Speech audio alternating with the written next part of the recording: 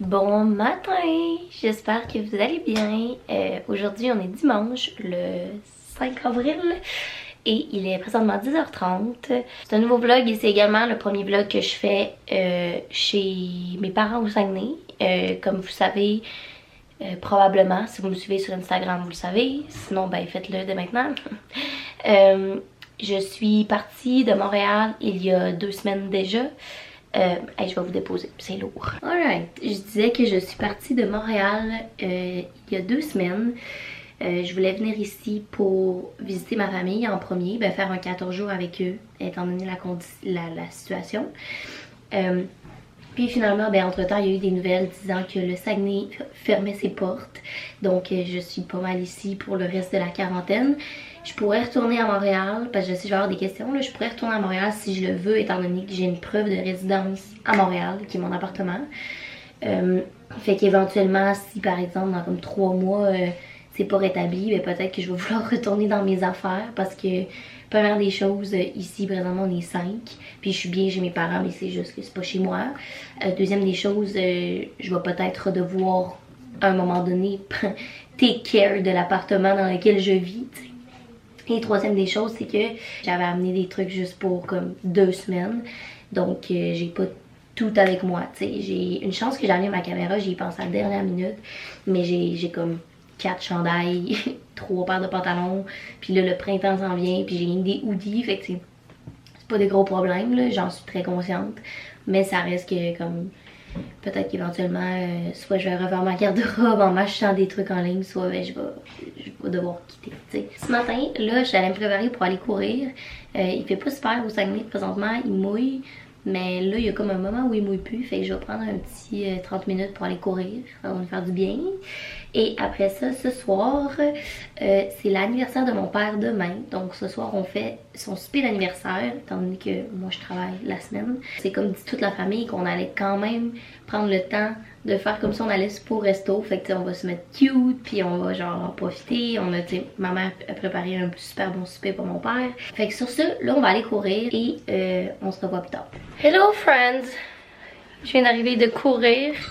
C'était difficile aujourd'hui la gang. J'ai voulu faire un 5 km. Puis j'ai comme trop, je vais aller dehors, il fait chaud.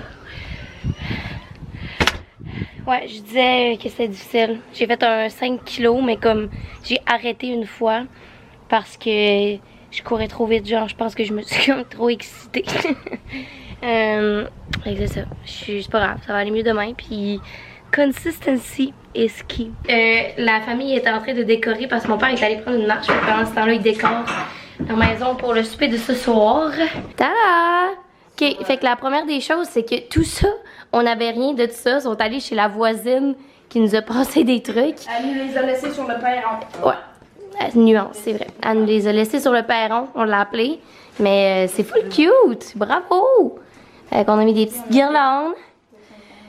Ici, là, ça c'est notre table de jeu de société depuis qu'on est en quarantaine.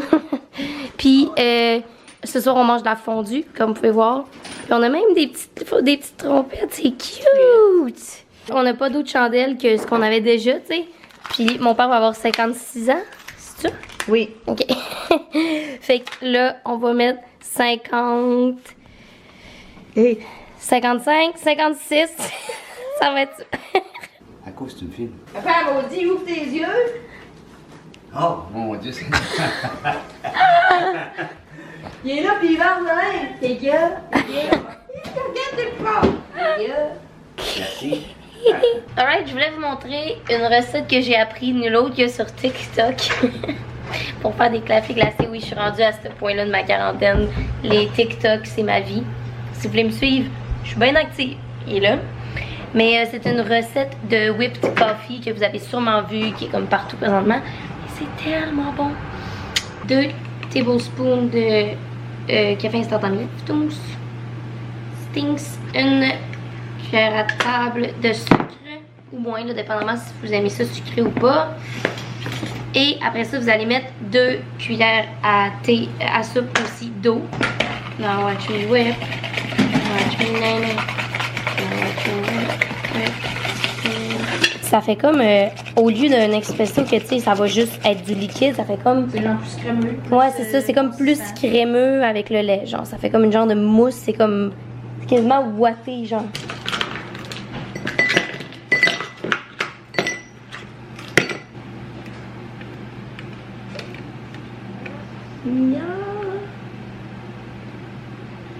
Puis là, je m'excuse d'avance, donc comme admis, mais ici on n'a pas de paille réutilisable. Puis avant qu'on en aille, maman me veut passer les pailles en plastique. Fait que j'ai une paille en plastique aujourd'hui. Ok? Vous n'avez pas dire que je care pas pour les tortillas. Si ça vous tente de l'essayer, puis que vous l'essayez suite à cette vidéo-là, vous me le direz en stories. Alright, avant que je me mette à travailler un petit peu, je voulais répondre à toutes les questions que j'ai eues par rapport à mon travail. J'ai posé comme question sur Instagram si vous aviez des questions par rapport à mon travail justement. Puis j'ai vraiment eu plein de questions, fait que tant mieux, ça doit vous intéresser, fait que je vais y répondre à l'instant. Alors là, je vais toutes les regrouper, mais la première question que j'ai reçue, puis en quoi consiste concrètement mon travail, c'est la question que j'ai reçue le plus, donc la voici la réponse. En fait, je suis stratège marketing dans une agence de publicité. Concrètement, en quoi mon poste consiste, c'est de réfléchir puis de développer tout l'aspect stratégique derrière une campagne, derrière une publicité, derrière la planification marketing d'un client pour X nombre d'années, derrière le positionnement d'une marque. C'est tous des termes très marketing, j'en conviens, là. Mais en gros, mâché en termes vraiment très raw. Une compagnie va venir nous voir à l'agence pour des besoins d'affaires spécifiques, comme par exemple vendre un certain produit ou sensibiliser la population sur tel ou tel sujet. Parce que tu sais, il y a pas le marketing, souvent on pense que c'est basé sur oh mon dieu le capitalisme puis que vendre des produits. Oui, il y a une grande partie commerciale, mais il y a également du marketing sociétal, il y a également du marketing vert. Tu sais, il y a plein de formes, il y a plein de sujets où tu vas avoir besoin du marketing pour réfléchir à comment tu vas véhiculer un message. Puis c'est là qu'on entre en ligne de compte. Donc par exemple, un client qui vient nous voir, nous, à l'agence, qui veut vendre plus de pommes, ben nous, notre but, ça va être de réfléchir à comment qu'on va véhiculer ce message-là, comment que ça va bien passer, c'est qui la clientèle cible, à qui peut vendre plus de pommes. Donc c'est de réfléchir à toute cette dynamique-là pour ensuite de ça aller parler à notre équipe de création à l'agence qui va prendre toute notre analyse puis notre développement stratégique pour en faire un message créatif. Sorry, j'ai manqué de batterie. Ok, prochaine question.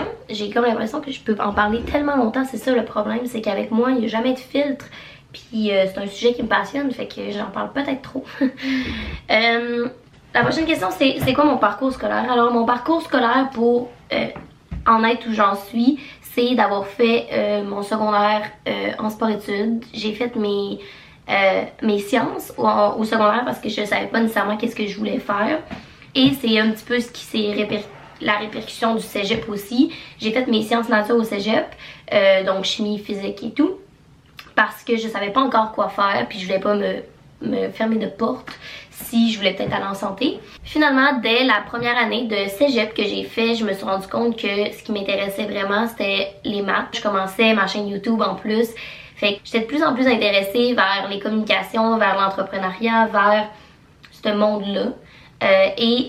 J'ai fini ma première année de cégep en me disant que c'était pas nécessaire que je fasse mes prérequis pour aller en santé. Donc j'ai continué mes sciences nature, mais au lieu de faire tout ce qu'il faut faire en chimie pour te rendre en santé, donc des chimies organiques et ta bio, j'ai fait des cours de maths de plus. Puis j'ai fait des cours d'astrophysique, d'où pourquoi je vous parlais récemment dans mes stories d'un livre d'astrophysique que j'ai lu parce que ça m'intéresse full.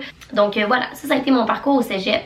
Après ça, à l'université, j'ai choisi l'université de Sherbrooke. Je pense que j'en ai déjà parlé pour les stages et pour le volet entrepreneuriat. Donc quand j'ai quitté le cégep, je voulais vraiment aller en entrepreneuriat. Et il y a une branche à l'université de Sherbrooke avec des stages, fait que je trouvais que c'était vraiment cool parce que c'était appliqué.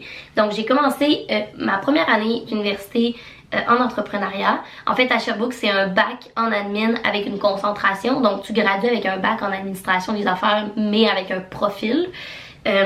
Et finalement, après 6 mois, je me suis rendu compte que pour avoir suivi les cours de base de marketing, que je tripais vraiment là-dessus, puis que ça m'intéressait full, puis que l'entrepreneuriat, c'était quand même quelque chose qui ça m'intéresse toujours, puis c'est quelque chose qui m'intéresse, mais je trouvais que c'était quelque chose que je pouvais plus comme maîtriser un sujet. Puis honnêtement, YouTube m'en apprend beaucoup, là, tu sais, présentement je suis enregistrée aux entreprises, j'ai un revenu de travailleur autonome, fait que tu sais, pour ce côté-là, j'avais l'impression que j'étais déjà assez outillée puis que je pouvais approfondir dans quelque chose qui m'intéressait full. Fait que j'ai continué en conservation marketing et là me voilà. J'ai fait mes 3 stages, 2 stages dans une agence, dans des agences différentes en fait, et un du côté client, donc chez Uniprix. Quand je dis côté client, c'est parce qu'il y en a dans le monde du marketing, soit tu peux être du côté agence ou du côté client. Puis le côté client, c'est que c'est des marques, c'est une compagnie en soi. Et voilà, fait que ça a été ça mon parcours. Puis là, ben, c'est mon premier emploi de vraie vie, d'adulte. As-tu besoin de parler en anglais pour le travail que tu exerces? Je te dirais que oui, c'est pas un prérequis, c'est juste que dans l'agence avec laquelle je travaille, on a des clients qui sont Canada at large. Puis on a des clients aussi, Publicis c'est un grand groupe, donc on a Publicis Toronto également, fait que souvent on va travailler de concert avec eux pour un client qu'on a à l'échelle nationale, mais que Toronto va voir le reste du Canada et nous on va voir le volet Québec parce qu'on est des petits francophones. Donc c'est pas... Fait que oui, je te dirais que ça requiert que je parle en anglais. Est-ce que ça aurait été un frein? Tu sais, il y a définitivement des gens qui sont moins fluent en anglais à l'agence et c'est vraiment pas un problème. C'est juste que c'est quand même un nice to have étant donné qu'on est quand même confronté à un milieu anglophone au quotidien. Ce que tu es le plus fier et ce que tu changerais si tu pouvais? Hey, c'est une excellente question. Je te dirais que ce que je suis le plus fière, c'est présentement où j'en suis. En fait, l'emploi que j'ai décroché, c'est majoritairement dû au contact que je me suis fait dans des compétitions universitaires. Mon coach, quand je représentais l'université de Sherbrooke, travaillait pour l'agence avec qui je travaille présentement. Et ça m'a vraiment apporté une superbe opportunité parce que à la suite de ça, ils cherchaient une junior dans leur équipe à l'agence. Puis mon coach savait que je finissais puis que je graduais. À ce stade-ci, je savais pas si je voulais faire la maîtrise ou non. Puis finalement, il m'a proposé une offre d'emploi. J'ai pesé les pour et les contre. Puis je me suis rendu compte que c'est un emploi que si j'avais fait la maîtrise mais que j'avais pas eu le contact, je serais pas rentrée dans ce poste-là déjà. C'était pas nécessairement un poste d'entrée dans ce sens-là. Fait que j'ai pris l'opportunité plus que de faire la maîtrise et à ce jour, j'en suis vraiment fière. Donc ce que je suis vraiment fière, c'est de m'être impliquée durant mon bac puis de me dire qu'il fallait que j'aille le plus d'opportunités possible pour réseauter, surtout dans un domaine comme le mien qui est vraiment une question de contact. Ce que je changerais, je te dirais que je suis pas grand chose, mis à part ma première année d'université, que j'étais beaucoup plus axée sur... J'arrivais d'un background de sciences, puis de compétitivité, puis que c'était donc pas important les notes. Puis je vous dis pas que les notes c'est pas important, je vous dis juste que j'étais beaucoup trop focusée sur les notes, ce qui faisait que je m'impliquais pas, puis que mes premiers 6 mois d'université, mettons, je les ai pas vécus fully comme les 2 autres années après, puis ça m'aura causé des petits regrets de pas m'être impliquée plus, de pas avoir profité une année de plus de ces compétitions-là, de cette expérience-là que j'aurais pu vivre avec des coachs privés parce que tu fais une compétition puis t'as un coach, tu sais. Mais sinon, je regrette rien, honnêtement. Quelles sont les possibilités d'emploi avec ton programme? C'est une excellente question. Avec un bac en marketing, tu peux faire beaucoup de choses. Tu peux soit travailler en agence comme je le fais, tu peux travailler du côté client en marketing également. Tu peux aussi te spécialiser davantage comme mes meilleurs amis le font par exemple. Présentement, ils sont à la maîtrise en intelligence d'affaires. Donc, ils vont vraiment avoir plus un volet business analytics. Dans tes cours de marketing, tu as également des cours de recherche puis des cours de statistiques qui fait que tu peux justement te spécialiser en données, ce qui est vraiment big présentement. Tu peux également te spécialiser en recherche comme je viens de le mentionner, fait que soit tu vas travailler pour une firme de recherche pure ou tu peux travailler pour une firme de recherche vraiment marketing qui s'occupe de trouver des données sur les consommateurs. Donc ça c'est pas mal le topo typique marketing, mais malgré tout, moi j'ai un bac en admin, fait que je pourrais faire un peu n'importe quoi dans le sens que je pourrais être en gestion, je pourrais être en intrapreneuriat, je pourrais pas être en comptabilité parce que j'ai pas mon CPA, mais tu sais, les bases de l'admin, j'ai un bac en admin, c'est sûr que je suis plus performante en marketing parce que j'ai eu plus de cours, mais malgré tout, je pourrais toucher toutes les branches de l'administration, tu sais. Oh, je pourrais aussi aller en vente, c'est vrai, complètement oublié. J'ai une de mes meilleures amies qui est en vente. Donc, une des branches du marketing, c'est d'être représentant, d'être vendeur. Fait que ça aussi, c'est une belle opportunité d'emploi pour le volet marketing de Bac en admin. C'est une excellente question. À quel point tes cours de l'Uni t'aident maintenant dans ton travail? Alors, c'est drôle parce qu'on a eu cette discussion-là avec mes collègues récemment. Et mes cours d'université m'ont beaucoup aidé à comprendre la base des choses, ce que je trouve qui est une lacune à l'université, maintenant que je suis à l'extérieur et que je vois le big picture, c'est qu'il n'y a pas de cohésion entre chaque cours. Par exemple, mon cours de recherche marketing, j'apprenais à faire une étude de données secondaires, primaires, d'aller chercher les données, de faire, tu sais, de tout compute ça, mais il n'y a pas le lien après de à quoi ça va me servir dans la vie. Même chose pour mon cours, par exemple, de comportement du consommateur, que c'était un de mes cours préférés à l'université parce que tu apprends justement toute la psychologie derrière, puis c'est vraiment intéressant, tu as plein de théories psychologiques aussi, fait que c'est vraiment intéressant, sauf que, encore là, tu sais pas à quoi ça te sert. Maintenant que je suis dans mon travail, je sais que toutes ces données-là, primaires, que je pourrais ramasser, plus les rapports psychologiques, puis comprendre la psychologie humaine, je peux compute ces deux affaires-là ensemble pour avoir une assez bonne vue d'ensemble sur à qui je veux parler, puis comment je peux y parler pour que ça fonctionne. Mais tu sais, les liens se font pas, ce qui fait que tu travailles un peu en silo, puis que quand tu rentres sur un marché du travail, tu es un peu déboussolé sur comment attaquer un problème parce que le problème est 360 mais toi tu as juste vu en silo par exemple. Je sais pas si c'est clair mais c'est la lacune que je trouverais le plus.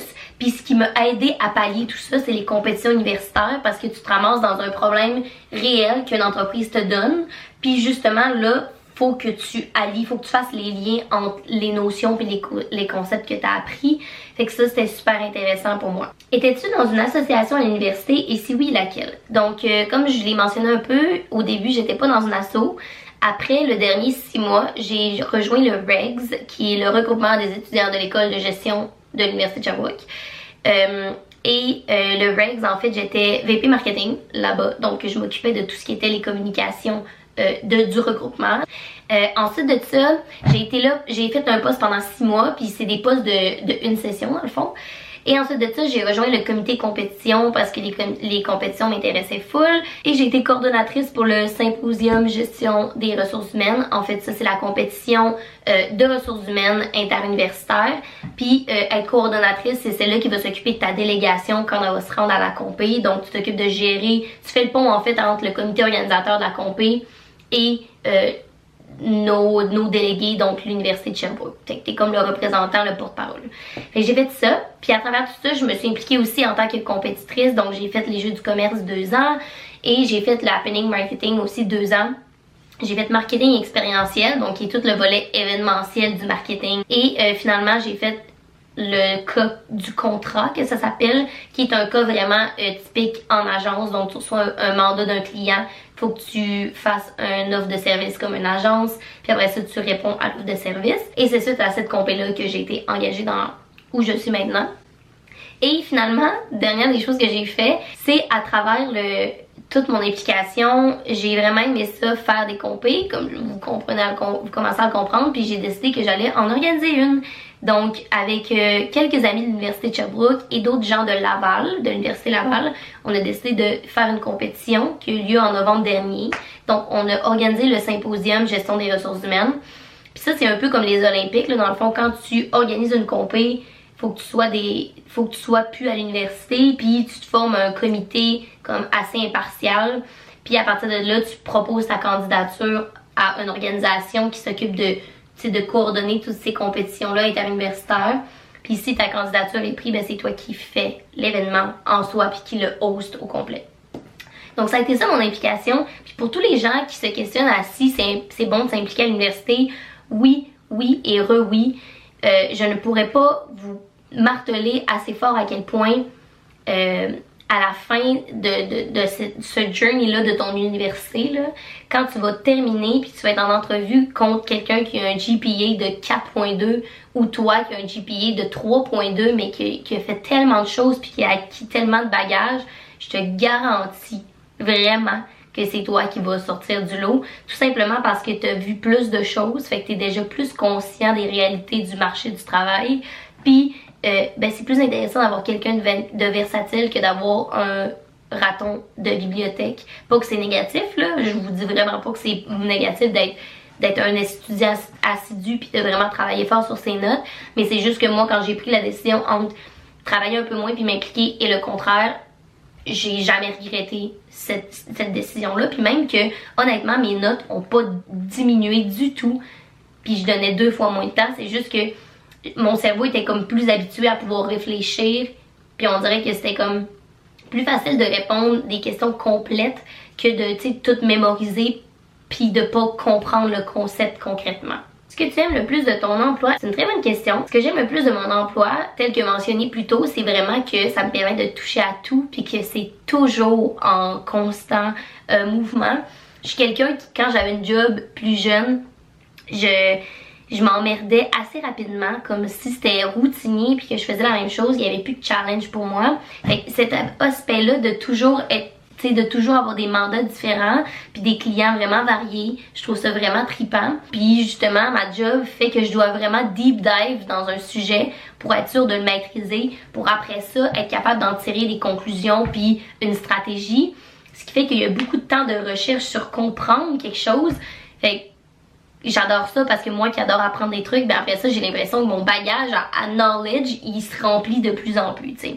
Fait que c'est ce que j'aime le plus de mon travail. Est-ce que tu crois retourner à l'école dans un futur plus ou moins proche? C'est tellement une bonne question parce que là, comme je vous en ai parlé, j'ai laissé tomber la maîtrise pour cet emploi-là, mais c'est certain que j'ai pas enlevé de ma tête de vouloir retourner à l'université. J'ai toujours adoré l'école. J'avais hâte d'être sur le marché du travail, mais je sais que j'aime apprendre puis que j'aime ça, l'école. Fait que oui, c'est certain que je vais retourner pour faire une maîtrise, puis j'aimerais ça faire peut-être un diplôme d'études supérieures, avoir, tu sais, pour me bonifier mon CV puis pour en apprendre davantage, qui va peut-être me faire monter des échelons plus rapidement dans mon travail. Mais c'est aussi parce que j'aimerais vraiment ça enseigner. Puis enseigner à l'université, en fait, pour être un chargé de cours, il faut que tu aies au minimum une maîtrise. Donc c'est vraiment une aspiration très, très moyen terme pour moi de retourner à l'école pour pouvoir éventuellement donner une charge de cours. J'aimerais vraiment, vraiment ça. Est-ce que tu fais le travail que tu voulais faire en commençant tes études? C'est une bonne question parce que c'est clair que non. La raison étant simple parce que je ne savais même pas que mon travail existait. Je suis consciente que c'est des métiers assez abstraits pour tous les gens qui n'étudient pas là-dedans. Et ce l'était vraiment pour moi aussi. Tu sais, je veux dire, je faisais un bac en admin, mais je savais pas vraiment qu'est-ce que ça faisait quelqu'un en marketing. Fait que non, je pense pas que je faisais qu'est-ce que je voulais quand je suis rentrée à l'université, mais je pense définitivement que j'ai trouvé un emploi qui répond à tous les critères de ce que je recherchais. Puis fun fact, ça m'amène à vous parler d'une statistique que j'ai appris la semaine dernière. Si vous êtes de la génération Z, ça veut dire notre génération, donc je pense que c'est de 11 ans à 25 ans. Vous faites partie d'une génération que 90% des emplois du futur que vous allez voir n'existe pas encore. Fait que si vous êtes stressé sur je sais pas quoi faire de ma vie, je sais pas quel emploi je veux faire, puis vous avez comme une liste de jobs, tu sais, les conseillers en orientation sont bien bons là-dedans sur la liste de travail, puis comme tu devrais faire ça, puis ça, puis ça. Je vous conseille de vous questionner sur qu'est-ce qui vous passionne vraiment, puis d'aller là-dedans. Parce que moi, autre chose que j'ai pas mentionné, c'est que quand je suis allée visiter l'université de Sherbrooke, j'avais quand même dans mon arrière-pensée que peut-être que mon background en sciences était quelque chose qui allait m'intéresser. Puis je suis allée visiter le pavillon de pharmacologie à l'université de Sherbrooke parce que je me disais, crime, j'aime ça, les sciences, puis j'aime tout ce qui touche la création. Puis pharmacologie, j'avais vu que je pouvais devenir quelqu'un qui crée des cosmétiques par exemple. Fait que j'étais comme, je pourrais allier mon entrepreneuriat avec ça, puis développer mon entreprise, puis bref, tout le background derrière tout ça. Puis turns out que quand ça a été le temps de me questionner sur qu'est-ce qui me passionnait le plus, je me suis rendu compte qu'aller en pharmacologie, pour moi, c'était pas la pharmacologie qui me faisait triper, c'est le concept d'avoir l'entreprise après plus, tu sais. C'est juste que je me disais, ben si j'ai le knowledge pour faire les produits cosmétiques, je vais avoir un petit peu plus de crédibilité. Mais c'est là que je me suis rendu compte que ce qui m'intéressait vraiment, c'est l'administration, tu sais, c'était pas le concept de créer le produit, c'était plus de le gérer après puis de gérer la business autour, tu sais. Bref, tout ça pour dire que si vous paniquez sur trouver un job, peut-être que votre job elle existe juste pas encore, la gang.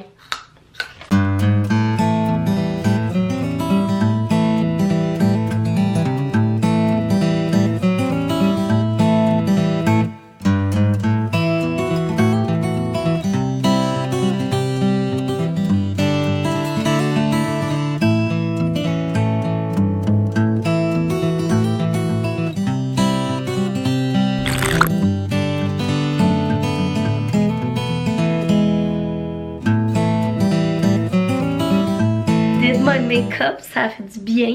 Je porte un de mes 5 chandails que j'ai amené. Donc mon chandail blanc que j'ai fait un nœud et des pants kaki que j'ai mis pour mon anniversaire, si vous vous rappelez bien, qui viennent de chez Dynamite.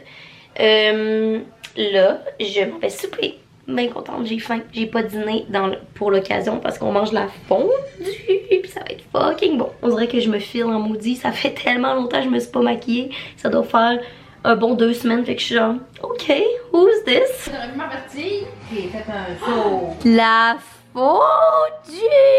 Oh Dieu! Tout le monde s'est mis beau. Bravo à tout le monde. Bonne fête!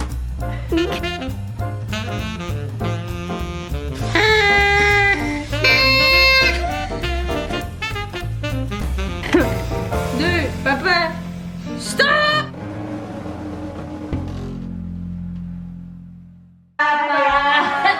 Bonne fête, papa! Bon, 52. Bonne fête! Bonne fête! Bonne fête! Papa! Et Ça arrive pas? moi, je vais me marier. 1, 2, 3, 4. Hello! Il est présentement 10h30 et on vient de finir de souper puis de jouer, comme vous avez vu, aux cartes et à destin. C'était vraiment le fun comme soirée, mon père était full content. Puis encore une fois, ça l'a tellement prouvé à quel point les petites choses de la vie, c'est ce qui fait que les gens sont contents. T'sais, on a fait un souper fondu, on a joué à des jeux de société. Puis on a dit à mon père genre, on te donne un certificat cadeau mais on l'a pas présentement avec nous. Puis il était comme, wow, vous êtes tellement gentils, tu sais. Pas besoin d'avoir la chose en main. Fait que voilà, c'était vraiment une belle journée. Puis sur ça, ben là, je vais aller me démaquiller, me coucher. On est lundi, fait que je travaille. Puis je tenais juste à vous dire merci d'avoir écouté ce vlog-là. Et sur ce, nous on va se revoir très très bientôt pour une nouvelle vidéo. Bye!